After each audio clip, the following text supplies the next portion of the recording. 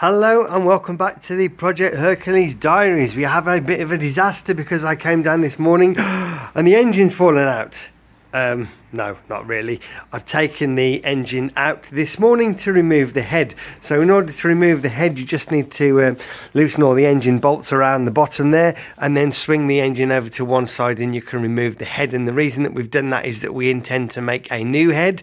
And when we've made the new head, we need to fit it. So I'll put the engine back in and bolt it up because where it is at the moment, if somebody comes in and knocks it, it might fall out.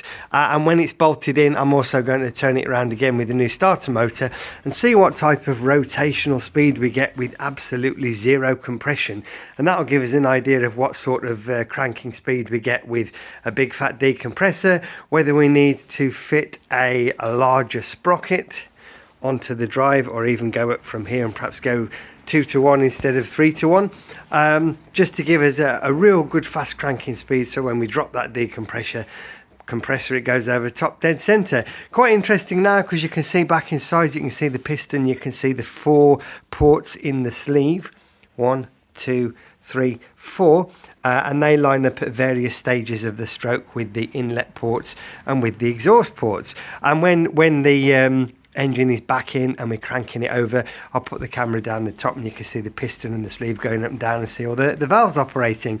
More of that later. So the head we've taken out, this is the head that we were using. You can see it's got a slight dome on the top, and the head that we've drawn will have the opposite, a dome, a convex rather than concave, depending if you're looking at it from the top or the bottom, I suppose.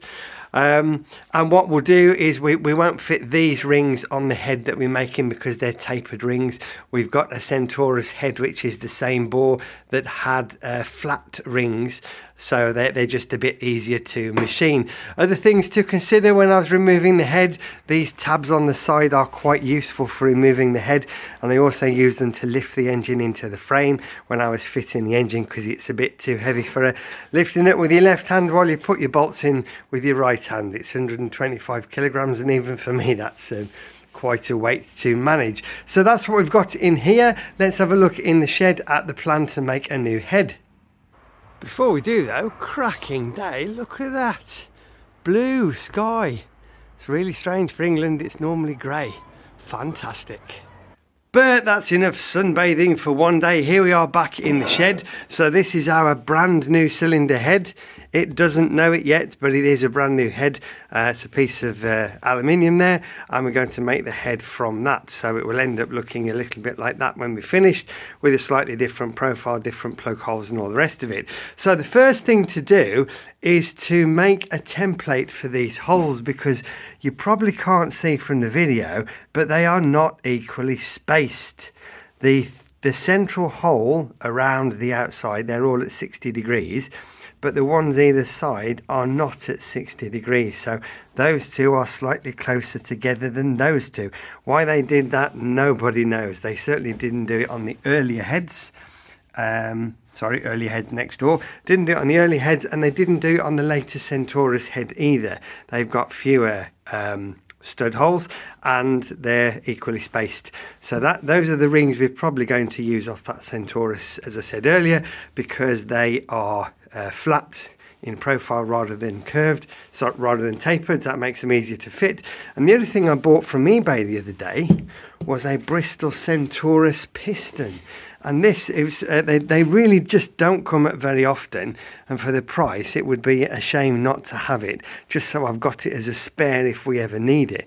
But it really is in quite good condition, and it came with the gudgeon pin or wrist pin if you're American, and it came with the rings, and it came with the circlips that go on the end, which are quite bespoke. They're quite unique circlips there. So I'm quite pleased with that. We now have a spare piston, and if we wanted to, we could pinch the rings off the piston to put on the new head, because the piston and the head are very, very similar. In fact, in the engine, that's where you get your compression from. The sleeve goes around the head and the piston. This is all upside down, but I'm sure you can imagine that would be the other way up and it wouldn't look that much different.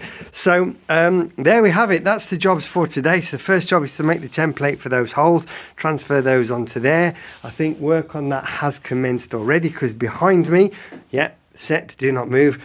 On the big Churchill lathe, there we have a ring that will go over the top of the head, and then we can mark through the holes, drill through the holes, and then when we've bored out the new head from aluminium, we can transfer through those holes on the template. Otherwise it won't fit the engine, and after making a new head, that would be a bit of a shame, wouldn't it?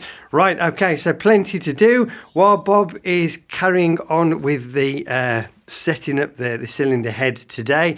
I'm probably going to look at the gearbox, because with the fuel tank removed, it's easier to see where the chains go, whether we need to take anything out of the mudguard for clearance, have a think about chain guards, cutting the chains to the right length, and mounting plates for the gearbox. So I'll work on that while Bob works on the head, and that's where we've got to right now. So as usual, more updates will follow. Thank you for watching.